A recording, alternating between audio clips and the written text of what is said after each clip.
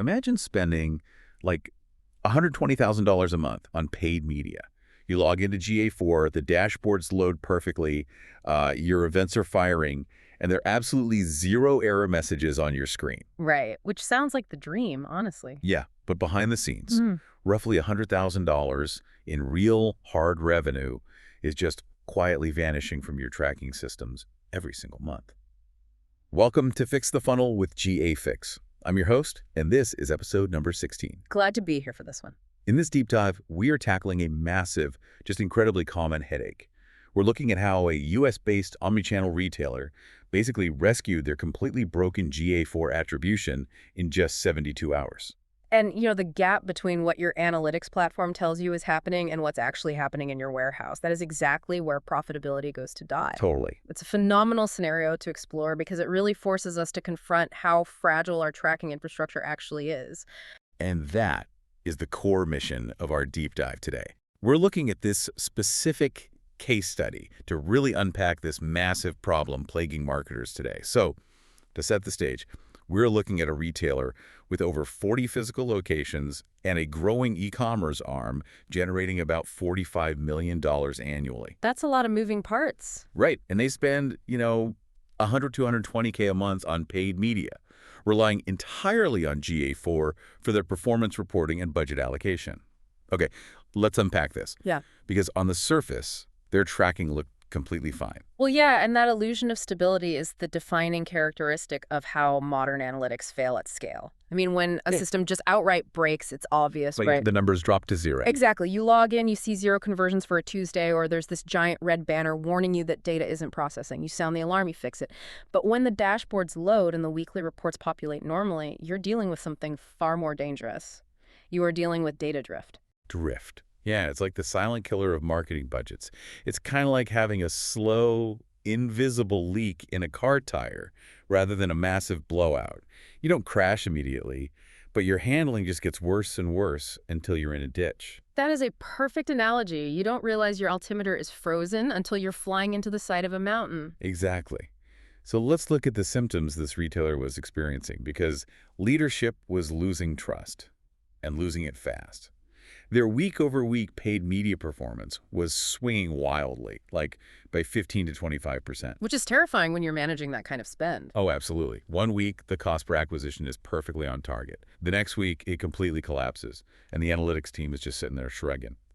And if every single one of these issues is explainable on its own, why did it cripple the business so badly? If we connect this to the bigger picture, the real danger wasn't just confusing reports, it was optimization. They aren't manually deciding who sees these ads anymore. Right, it's all automated. Exactly. They're relying on Google and Meta's bidding algorithms. And those algorithms are totally starved for accurate signals. I mean, the algorithms only know what you tell them. Right. If the system serves an ad to a high-intent user, that user clicks, they buy a $200 jacket. But the purchase signal never makes it back to the platform because of this drift. The algorithm assumes the ad failed. It literally learns to stop showing ads to your best customers. Wow.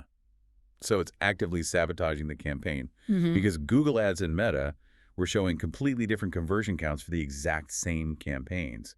Plus, store pickup purchases were just randomly appearing and disappearing from the tracking data. Yeah, and for a 40-store retailer, store pickups are a massive chunk of their operations.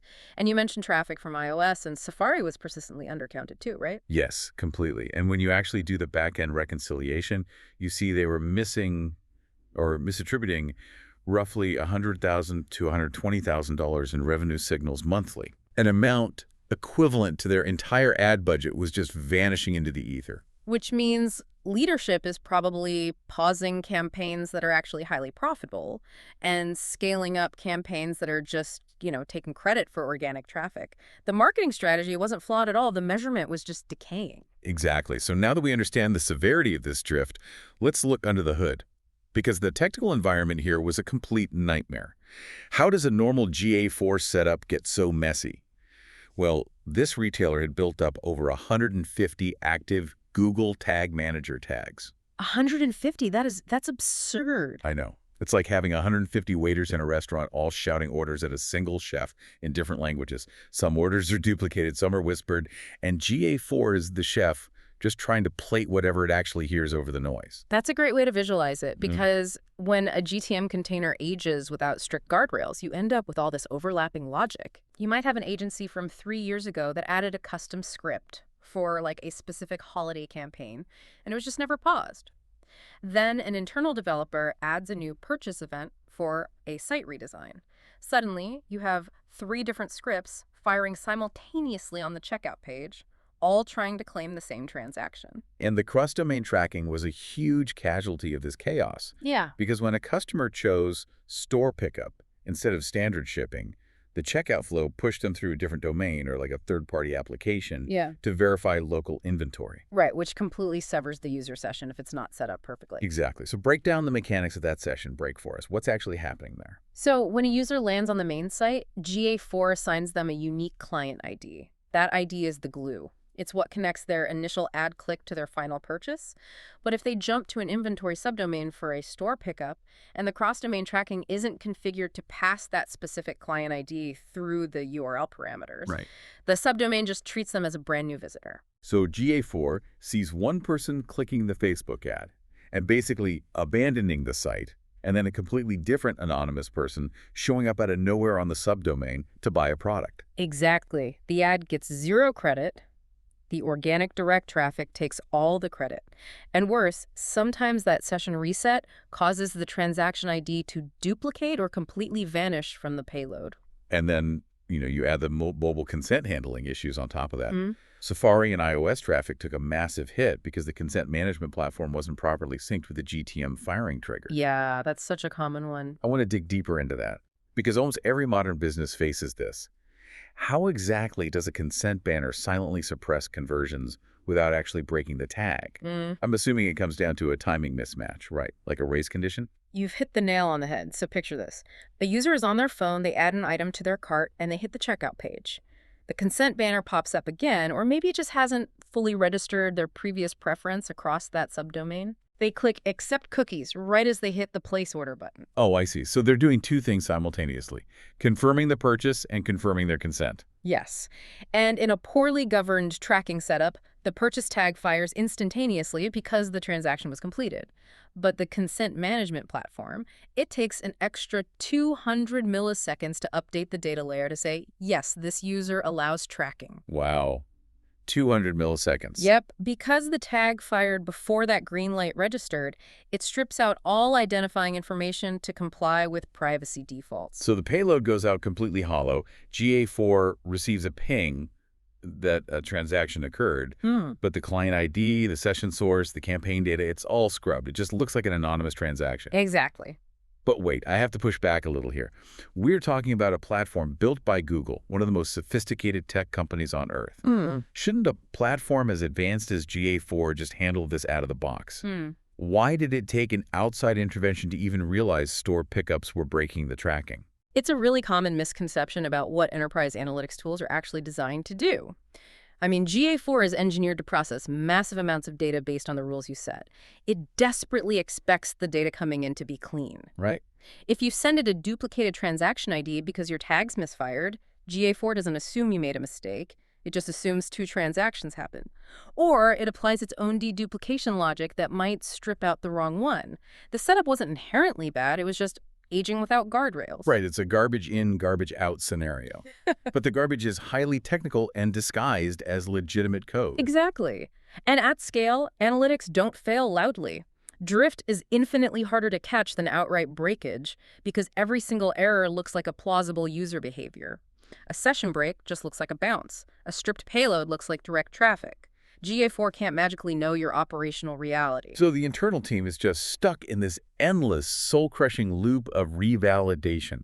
Every time leadership asks a question, the analysts have to spend 3 days pulling raw logs to figure out why the numbers don't match. It's a nightmare for the analytics team. Yeah. So since GA4 couldn't fix itself, a new approach was required. They needed a circuit breaker. They needed to stop relying on GA4 to clean the data and start treating their analytics like critical infrastructure. Which requires inserting a persistent data integrity layer before the information ever reaches the destination platform. Like you said earlier, you can't fix the chef. You have to fix the waiters shouting the orders. Love that. Enter GA Fix. They brought in GA4 to sit entirely above GA4. Its sole purpose is to act as a governance filter, catching failures, duplicate tags, and dropped payloads before they ruin the reporting. And what is truly remarkable here is the timeline. They executed this three-step turnaround in just 72 hours. Yeah, that speed is a direct result of their methodology. They didn't just guess what was wrong by staring at GA4 reports, they executed a highly structured intervention. Let's dig into step 1. The automated integrity scan. This took them exactly 5 minutes. They unleashed an automated scan across more than 120 dynamic URLs on the retailer's live site. I'm still stuck on the fact that scanning that many pages usually takes a QA team days. How was it physically doing that? Well, it's not just scraping the HTML. The automated scan acts as a swarm of headless browsers. It simulates actual user behavior, clicking buttons, adding items to carts, interacting with the consent banner across dozens of parallel instances simultaneously. That's incredible. Yeah, it listens to the network requests in real time. If it clicks Add to Cart and sees 2 identical event payloads firing to the GA4 endpoint, it flags the duplicate immediately. And it does this across all device types and browser environments, like testing Safari, Chrome, mobile, desktop all at once. It does. But the crucial detail here isn't just finding the errors, it's mapping those errors to business rules. A standard crawler will just tell you script error on line 42. The GA4 automated scan tells you the primary revenue tag on the checkout page is failing 40% of the time on mobile Safari. Oh, wow. It prioritizes the issues strictly by business impact, not just to make the tech look neat. So they aren't fixing tags just to have clean code. They are looking at the errors and asking, does this specific broken script actually impact revenue attribution? Yeah. If a newsletter sign-up tag is double firing, maybe ignore it for now. But if the core purchase tag is dropping on mobile Safari, that gets priority red status. Exactly. And that prioritization is what makes a 72-hour turnaround physically possible. Okay, so once they knew which tags were functionally broken, they had to prove the missing revenue actually existed in the real world. That is step 2, diagnostics. They used what is called deterministic logic to find the gap between operational reality and GA4. Right. Let's expand on that because that feels like a massive departure from how most digital marketers are taught. Usually, if data is missing in GA4, the instinct is to look at GA4's built-in statistical modeling to fill the gaps. Right. Yeah, and statistical modeling is exactly what got them into this mess. Modeling relies on historical trends to guess what probably happened. If your historical data is already polluted by 150 overlapping tags, your models are just predicting future errors based on past errors. Deterministic logic discards all that guesswork. So you're not asking GA4 what it thinks happened. You are forcing a reconciliation with absolute ground truth. Yes. You extract the raw transaction logs from the warehouse, the physical reality of the business. You take a specific order number, say order 9942, which is a $300 jacket picked up at a store in Chicago. Then you query the raw GA4 event tables for that exact order. Got it. If the warehouse says it exists and GA4 has absolutely no record of it, you have identified a deterministic failure point. You map that back to the specific browser, device, and user journey to isolate the exact moment the tag failed to fire. Okay, so they've scanned the site, they've prioritized the revenue-killing errors, and they've matched the physical receipts to the tracking gaps. That triggers step 3, targeted remediation. Armed with this map, the team went in and surgically cleaned the infrastructure. Surgery is the right word. They didn't burn the whole house down and start from scratch. Within 72 hours, they ripped out over 25 redundant legacy GTN scripts that were causing those overlapping race conditions. Wow. They completely stabilized the cross-domain checkout, so a user moving to the store pickup system kept the exact same client ID. They forced the transaction IDs to stop duplicating, and they fixed the mobile consent tracking on iOS. Yeah, all within that 72-hour window. But here is a detail from the case study that gave me a real aha moment. By going in and executing this targeted cleanup, specifically ripping out those 25-plus redundant tags, they triggered a massive secondary benefit.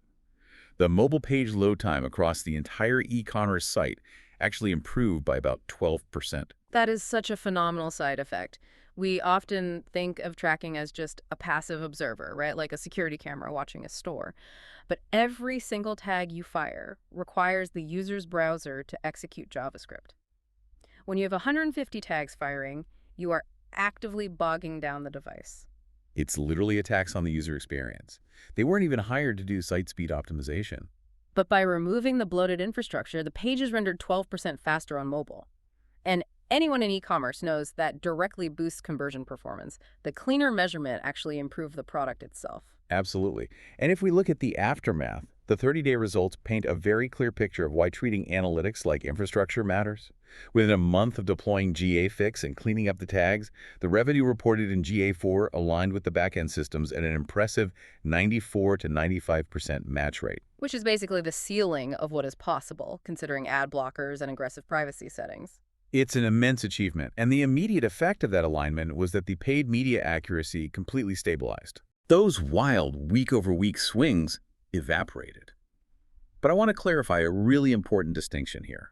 Fixing these tags, it didn't magically summon new customers out of thin air, right? What's fascinating here is that this didn't create new demand. It just revealed the orders that were already happening, but were previously invisible to the optimization algorithms. By restoring those signals, the ad platforms finally had the accurate feedback loop they needed. The algorithm stopped penalizing the winning campaigns. It reallocated that budget toward the users who were actually driving the bottom line. It's the difference between flying blind and flying with a calibrated instrument panel. And beyond the algorithmic efficiency, you also have to look at the cultural shift inside the company. When data drift is silently plaguing a business, it creates a culture of profound hesitation. Oh, absolutely. Leadership was probably interrogating every single number before making a choice. The media buying team was terrified to scale up budgets because they couldn't definitively prove the return on ad spend. And the analytics team is bearing the brunt of it. Instead of functioning as strategic advisors, they're relegated to being data janitors, just stuck in an endless loop of debugging. But once that 95% alignment was achieved, that entire dynamic flipped. The paralysis lifted, media teams stopped hesitating. The analytics team could actually start doing forward-looking work, like predicting customer lifetime value. It is a massive transition from playing defense to playing offense. And that brings us to the core takeaway for you, the listener. If you are spending serious money on paid media across multiple fulfillment types and relying on GA4, the biggest threat to your success probably isn't a bad marketing strategy. No, it's measurement decay. The infrastructure doesn't have to be inherently flawed to destroy margins. It just has to be ignored. Exactly. The difference here is between just fixing your analytics once and actively protecting it continuously. By implementing GA Fix, they built a persistent governance layer that catches the drift before it ruins the algorithms. And that concept leads to a broader question I really want you to ponder. Think about your own daily decisions. The budgets you cut, the campaigns you pause. If missing tags and data drift can silently erase $100,000 of perfectly good revenue from a retailer's sightline, how many of your failed strategies were actually just victims of a decaying dashboard? Are you optimizing your business, or are you just optimizing the blind spots in your tracking? That is a chilling thought, but so necessary. You really have to make sure your fundamental instruments are calibrated before you decide to change course. Thank you for joining us on this deep dive. Take a hard look at your own data integrity and keep questioning the numbers behind the dashboard.